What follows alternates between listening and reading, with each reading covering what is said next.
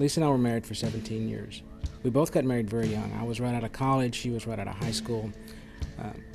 We had whatever role models we had for how to be a husband and wife was basically what we observed from our parents. They weren't bad role models, but they were just the only role models we had.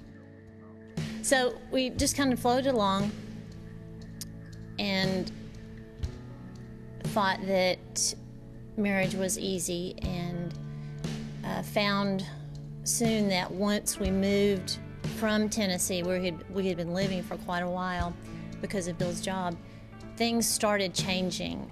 She certainly wasn't getting from me what she was entitled to get from her husband and what she deserved to get from her husband.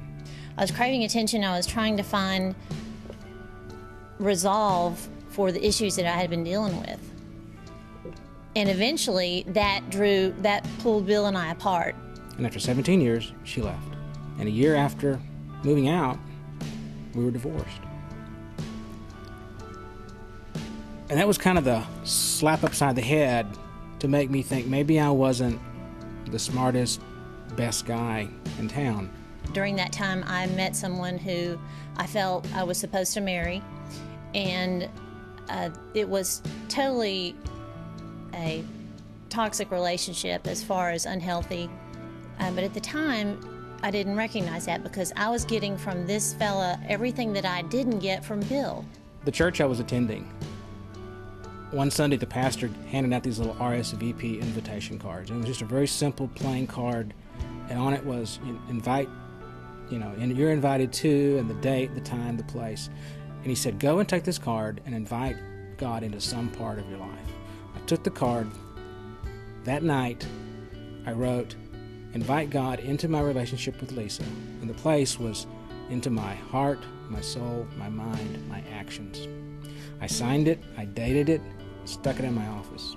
And in the meantime, God was using Bill to show how he had changed so much while I was on the other side in this relationship. I began seeing his heart change in hearing things that he said and the things that he did in a different way, and I know that that was God working through him in his heart and his mind. And eventually, Bill had changed so much that it drew me away from that relationship that I was in and back to him. And we eventually got to the point to where we were seeing each other, and at one point I asked her to marry me, and not unsurprisingly, she said no. So I said, is it okay if I just once a week ask you to marry me until you either tell me to stop asking you or until you say yes? And she said yeah. So there for quite a few months, once a week, I'd say, will you marry me? And she said no, and eventually the no turned to not yet. And then one day, we were at the mall, and it had been a week, and I said, hey, I almost forgot, will you marry me? And she said yes. There's a phrase that Bill uses and used to use on a daily basis when we first got married again. And it is, I love you where you are today, right where you are. And that told me that every day, no matter how much I struggled with mental scars that and consequences that I had to deal with from my past, he loved me right where I was. And whatever happened that day or the next day, he was still going to love me and accept me.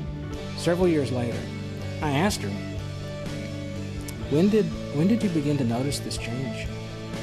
And she said, probably summer '98.